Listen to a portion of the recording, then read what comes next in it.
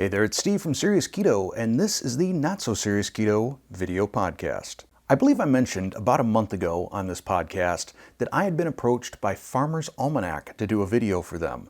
They were looking for something that was maybe a little bit keto or low carb, but also something that would fit in with their subscribers, which generally tend to be people that like to farm and garden and all that sort of jazz. So I did a video on low temperature pasteurization and canning using sous vide.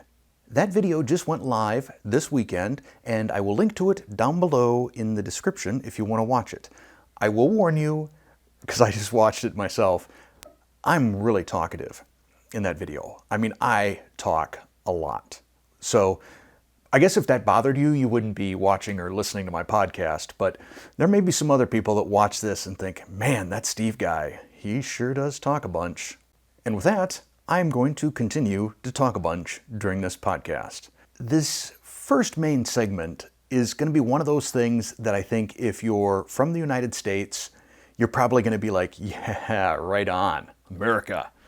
If you're from the rest of the world, you're probably going to be shaking your head thinking, Yanks are crazy. I just noticed my Yeti was in the bottom of the frame there. And unfortunately, my grandson decided to tip this and spill about 2/3 of it. So about 2 cups of coffee he spilled on the floor. I'm not so much bummed that he made a mess. I'm bummed that I'm out 2 cups of coffee right now that I'm gonna have to remake. Last week in my Google News feed, there was an article that I thought was satire. In fact, I wouldn't have been surprised to see that it came from The Onion, which is a satirical newspaper and website here in the States. But this was not a joke. This is real. Hormel, which is a meat processing company, I think they do mainly pork, but they also do some other stuff. They do some chili. Maybe they do some... Are they the ones that do Spam? They might be the ones that do Spam. I just looked it up. Yes, Hormel also makes Spam. But in addition to making Spam, they now make a bacon-scented face mask. They call it Breathable Bacon. I want you to take a moment and just let that kind of rattle around in your brain pan. This may be the first instance of scented clothing. It's certainly the first one that I'm aware of. I mean, when I was a kid, my sister had a doll, I think it was called Strawberry Shortcake, that was strawberry scented. And I know that we had some markers that were scented, like fruit flavors and things like that, which in retrospect, I wonder if teaching kids at a young age to sniff markers is really just sort of a gateway to, working your way up to something that's like brain damage inducing for sniffing. And even in college, I thought about, what if you made a perfume that was food scented? I mean, I don't think most guys are probably really attracted to like flowery type smells, but if you made a perfume that smelled like pizza or a cheeseburger, that would attract the guys. But this is the first actual instance that I'm aware of bacon-scented clothing, or more specifically, personal protection equipment. But I'm about to do one better than that. I'm about to show you something that is actually going to make a bacon-scented face mask look pretty rational by comparison. This is the KFC scented fire log. Yes, that's right. A wood-type substance that is designed to smell like fried chicken.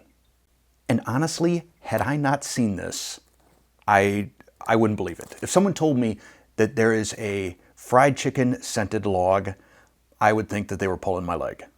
And it got me thinking, the fact that I have one of these right now means somebody at some point came up with this as an idea. And I don't know how that went. If he or she were just sitting around the campfire, maybe roasting some marshmallows, telling some ghost stories, and they thought, what would go really good right now? Fried chicken. But not to eat. I just want to smell fried chicken.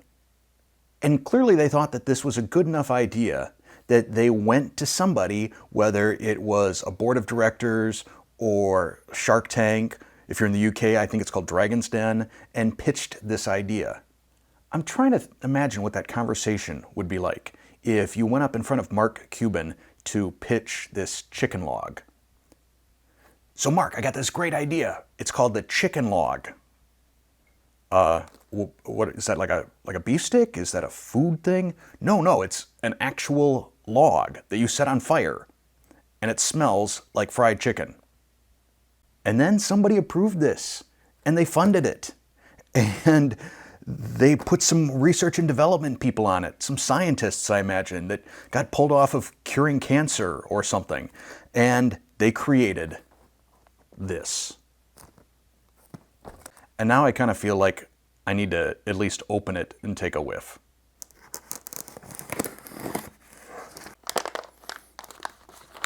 So there's some little holes in it. I don't smell anything. We're probably going to burn this tonight, and I will update you via the first comment, the pinned comment down below, if it did in fact smell like fried chicken. And if it was worth the $15 that this thing cost. Usually I save the Easter egg from the prior week until the end of the current week's video, but because of the way I think the timing is going to work in terms of topics on this podcast, I'm probably going to take a little bit of an ad break here in just a moment. So last week's Easter egg, this one was a tough one. I think mainly because the color and the figure really blended in, but it's a little Hellboy figure. And he's holding his gun, Sammy. A few of you got it, which I congratulate you on, both because it's kind of obscure and, yeah, color-wise, it really does sort of blend right in. And with that, we're going to take a hopefully brief break for an ad, and then I will be back to cover a couple more topics. I'm still kind of thinking about that fire log. This whole year just feels like the Twilight Zone. Nothing should surprise me anymore. But on to the next topic, which is tilapia hatred. Last week I did a video on pecan-crusted tilapia. And it just happened to be the fish fillet that I had in the freezer. And I wanted to use the pecans, and that's what I used. It's Costco brand. It says lake raised. That's all I know. But boy, did I catch a lot of heat in the comments for using tilapia. So I probably won't be using tilapia in any future videos, which should please the tilapia haters out there. But I had so many people really using a lot of hyperbole in telling me just how horrible tilapia is. One person said it was the worst fish in history. And I'm going to argue that that's not the case. I know this because I have eaten Barracuda. Back a handful of years ago, when I was still employed at GE and making decent money, we went on a trip to the Bahamas. And whenever I go on a trip, especially to a foreign country, I always try to get off campus. I ask, where do the locals eat? Where do the locals shop? That's where I want to go. I want to get away from the touristy stuff. I want to eat like a local. So we went to this place called Fisherman's Row. I think that's in Nassau. And it's like 30 restaurants just packed right on top of each other, just side by side, like garage stalls. And each one has got maybe 4 picnic tables out in front. And everybody's trying to get you to come into their restaurant. And we settled at one. I don't know what her sales pitch was that won us over, but she sat us down, gave us our menus. And when I look at a menu, I tend to get drawn towards, like, if it's a Mexican place or something, anything in a red font, anything where you see a bunch of chili peppers next to the name, I tend to just gravitate towards those things. And this particular menu, next to Barracuda, there was a red asterisk. And I looked down at the bottom of the menu and it said, consume at your own risk. So immediately I was intrigued. I asked the waitress, what's the potential risk of consuming Barracuda? And she said, some people can have an allergic reaction. And I said, okay, a lot of people? She's like, no. So I said, I'll have the Barracuda. Barracuda is an interesting tasting fish. It's got a slightly sweet taste to it, which is sort of odd, I think, in a fish. It's also really bony, small bones. You're constantly picking out bones. I'm not a big fan of high maintenance food. Like, to me, chicken wings, that's about as high maintenance as I want to get. Once you start getting into something like pistachios still in the shell, that's too much work. I don't want to work that hard to eat. I'll work really hard to cook, but I'm not going to work really hard to eat. So I got a little bit fatigued with removing bones and stuff like that. And I gave my wife a little bit of the Barracuda. My son Connor wanted to try a bite as well. And that was pretty much it. Then we had a taxi driver, and I think everyone in the Bahamas is a taxi driver. It's kind of like the national thing there. They all get taxi driver licenses and just hang out by any sort of restaurant. She was there and waited for us to eat for like an hour just to give us a ride back to our hotel. And as we were driving back, we're having a conversation. Oh, how do you like the Bahamas? Oh, it's great. And what did you have to eat? And we said we had conch. We had conch fritters, which were really great. And I had the Barracuda. And she's like, oh, no, no, no. You die from the Barracuda. I'm like, whoa, wait a second. I heard some people may have an allergy, but I'd be okay. Oh, no, no. The Barracuda, you never eat the Barracuda. The Barracuda will kill you. First, you get the throwing up, and then you get the loose stool, and then you go to the hospital, and then you die. I realize I'm doing just a horrible, horrible Bohemian accent here, but I'm trying to distinguish that person talking versus me.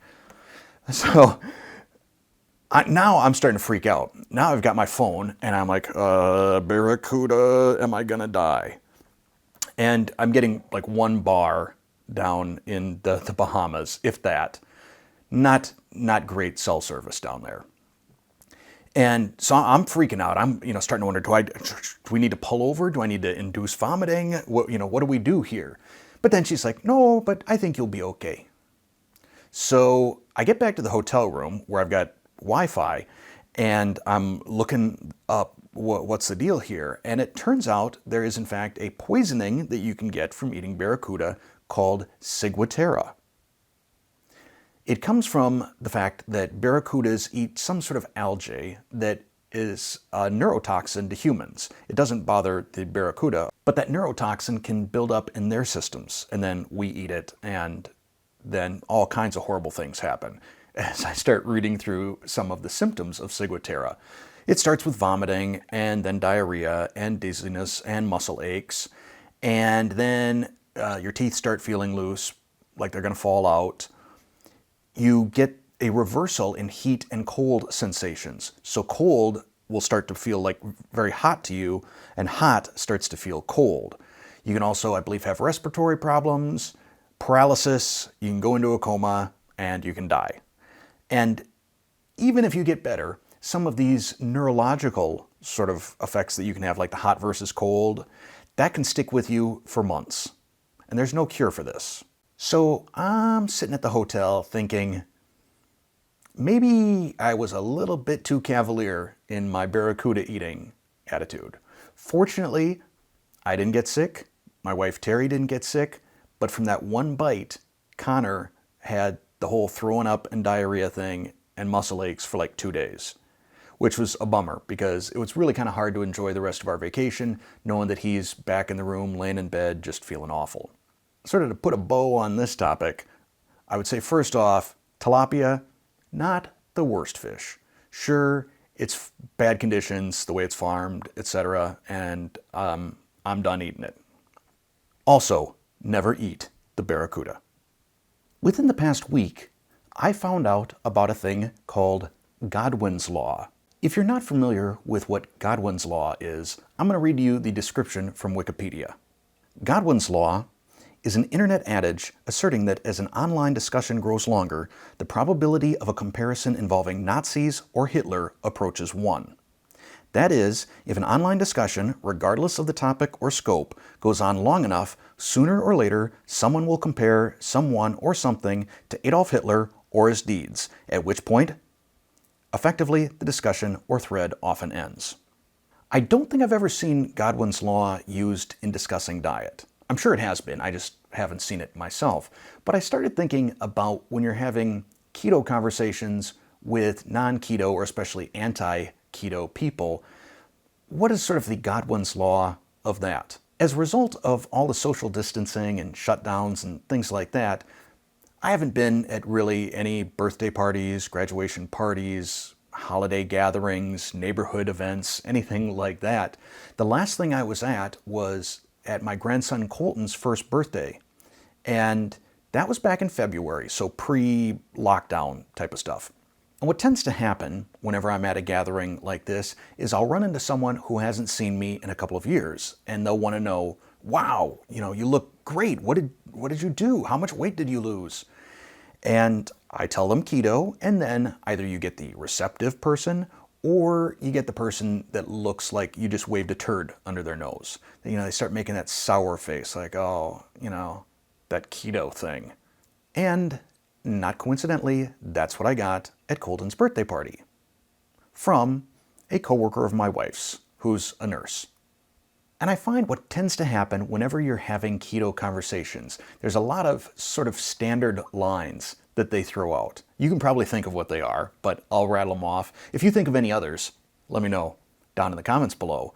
But move more, eat less. You always get that. It's all about calories in, calories out.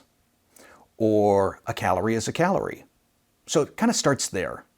And then they start moving into some of the attacks on keto. Oh, that's so bad for your cholesterol. Well, no, actually my lipid panel is better than it's ever been in my life. It's great. In fact, all of my values fell into optimal with the exception of total cholesterol. And the only reason that's higher is because my HDL was so good. Oh, well, all that protein, it's so bad for your kidneys. Well, actually, it's not all that much protein. I might even go so far to say that I'm eating less protein on keto than I did pre-keto. Well, your body needs carbs, and if you're not eating vegetables, whoa, hang on, I'm totally eating vegetables. I'm actually probably eating more vegetables than I've ever eaten. And I'm eating better vegetables. I'm eating a lot of green stuff and cruciferous vegetables and big dark salads. Well, people need grains. You should really have I forget what the food pyramid says, like 7 to 9 or 7 to 13, some big number of grains per day. And you can counter that with, if you take all of human history, like 99% of it was spent not eating grains. So we've done just quite fine without grains. Then they'll decide if they either want to part peacefully or not. If they want to part peacefully, they'll usually say, well, my attitude is everything in moderation. And I'll let that one slide. But I find that most of the time, the sort of Godwin's law of keto, mic drop and walk away moment is when they say, well, no one really knows the long-term effects of keto. And for the most part, they want to try and get out at that point. They don't want to hear anymore. They don't want to give me a chance for a rebuttal. But if they do, I will admit, no, I guess there isn't a really a long-term study on the effects of keto. But we do have some long-term evidence in terms of what the standard American diet does. We've been doing this for over 50 years, and over 70% of Americans are overweight or obese. The growth rate of type 2 diabetes in this country is stunning. And that's following the standard American diet. But people don't want to hear that. And I find especially people in the medical community don't want to hear that. And I just find it so terribly ironic, because if you want to find some heavy people, go to any sort of a hospital, clinic, healthcare center here in the United States. And I'm not talking about the patients. I'm talking about nurses and doctors. So let's all just keep fighting the good fight, keep being personal examples of the power of keto and what it does for us, for our health, our happiness, our weight as well, how it feels to go through a day without inflammation. It's pretty awesome. And I just love getting stories, reading stories from all of you, telling me about the health benefits that you've experienced from keto. And I think that when all of you share some of the benefits that you've experienced through keto, other people who maybe are new to keto and are maybe struggling and need some motivation, they can read your comments and say, here's another person just like me who's changed their life around through keto. I can do this. And you can do this. And one final thing in closing. Last podcast, I mentioned that I was going to be a beta tester for Levels and their continuous blood glucose monitoring system. Got that now? It is pretty slick. I'm seeing some things that are very interesting. And I'm seeing some things that are validating some of the blood glucose tests that I've done with the Keto Mojo in the past. For instance, I tried the Aldi bread again, made a little sandwich with the Aldi bread. My blood glucose peak on that from the time that I ate it till 2 hours later was only 11 points. I then made a sandwich the next day with that natural ovens bread from Costco, the white bread. I went up 37 points. Same sandwich, the only difference, the bread. What I really like about this is the app will allow me to take a screenshot, and rather than doing 4 blood tests over the course of a video, or more if it's a resistant starch video, I can just pop up the graph. And I can pop up multiple graphs, so I could show potatoes made 3 different ways, and you could see the difference over time. Cool stuff. And I'm really looking forward to incorporating that in some of my future videos. But with that, I am going to end this podcast. I need to go make some more coffee to make up for what my grandson spilled. So, as always, thank you for watching or listening.